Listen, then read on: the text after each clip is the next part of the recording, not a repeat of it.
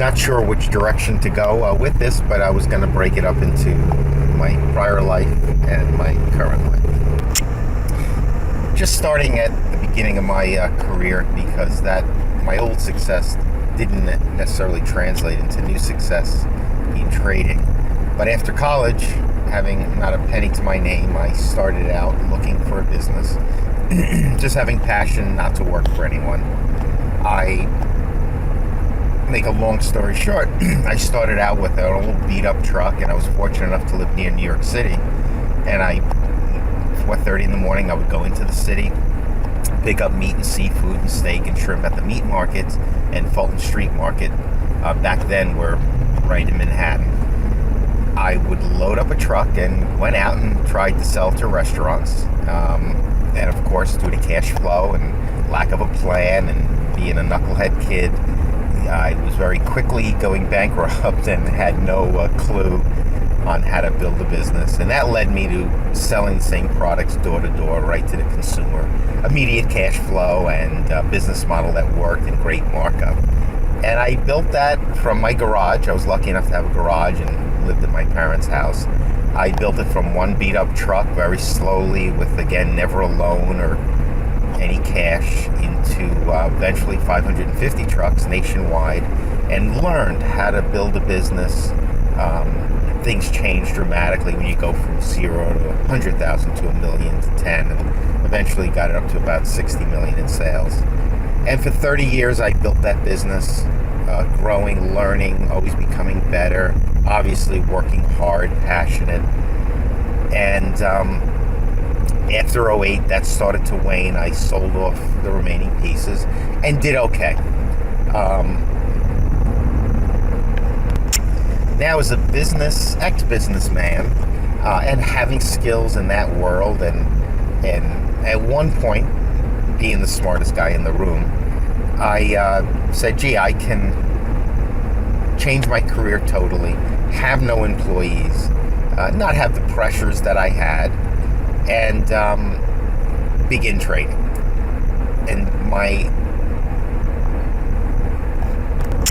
like a lot of people, perhaps, I went into the trading career with the assumption that I was going to work real hard.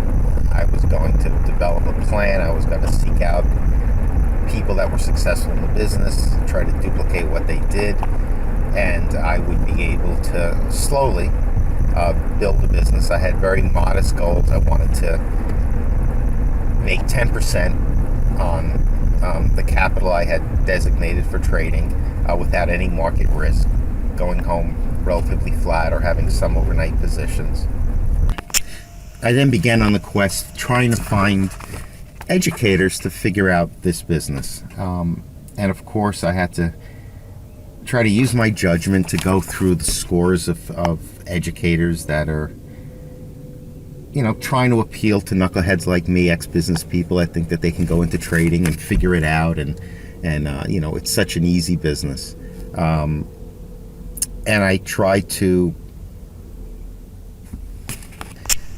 surround myself with traders in a real trading environment. So I would commute about an hour and 20 minutes into New York City, go to Wall Street.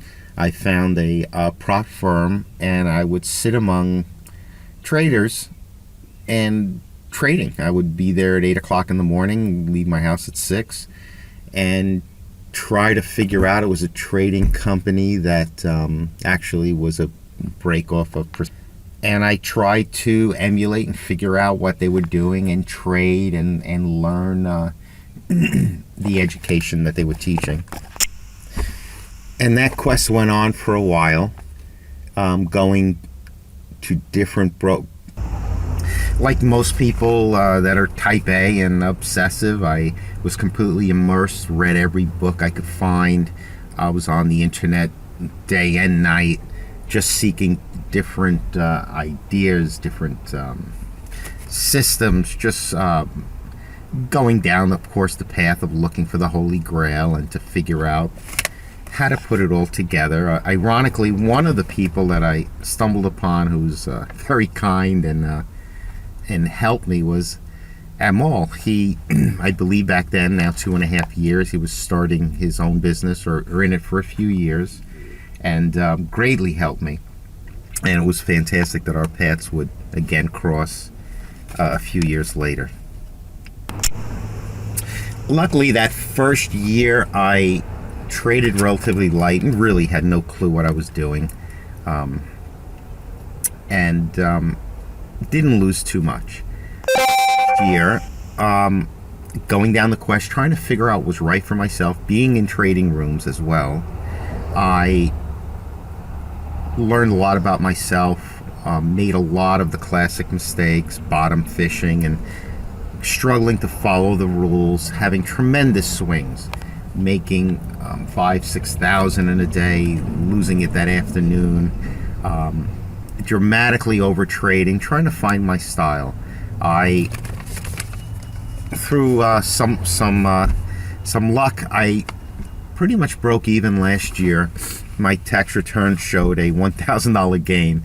The trading was so excessive that I sent Amal a picture. I did $250 million in trades, which equated to about 15 to 20,000 easily shares a day. I was trading through a Merrill Lynch system, which was terrible. It was online. You really couldn't trade through it because it was a web-based platform, but I had quote-unquote free commission, which led me to some bad habits. But I would trade in the Merrill system. I would then put my trades into an Excel spreadsheet and translate that into TradeStation. I made a macro to be able to take care of my average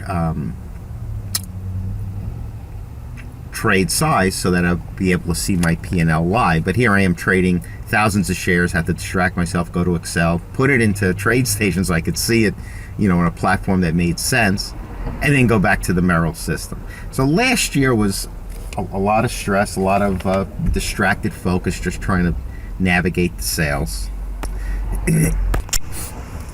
I left the city, joined the trading room, and to create the illusion of a business, although I had a large home, my kids are now in college, so I had tons of space. I rented a small office in a town near me so that I get up every morning in that office about 6:30 in the morning. Amal knows I log into the room first thing, and I'm there 12 hours a day. I made the office work for me. I sent the picture. I have a standing desk and a treadmill so that I'm able to walk and during the day, and trying to grip with the psychological realities of this business that Jared so fantastically discusses during the day. Again, I used to be the smartest guy of my door-to-door meat salesman, and then now I feel like I'm the dumbest guy in the room, and amazed, the most disciplined person, and I ran a business and I had CFOs and blah blah blah. It turned to mush and not being able to follow a plan and punch out when I'm losing money, and all the classic demons that I read about that would come back, and I said, gee, that's not my personality. Certainly I'll be able to overcome it. And last year was filled with tremendous challenge of failing to be able to figure out how to put a basic plan together, and going down the voyage of figuring out, how do I do that, and how do I get on the path to success. My routine is I come into the morning very early. I'll very quickly scan the newspaper just to see what's going on. I would wait for a Benzinga, which has helped a lot. It's they have a review in the morning. It's two traders, and for about an hour from 8 to 9 o'clock, I'll listen in on their review of what's going on. It's so much more efficient than CNBC, which I found to be a waste of time.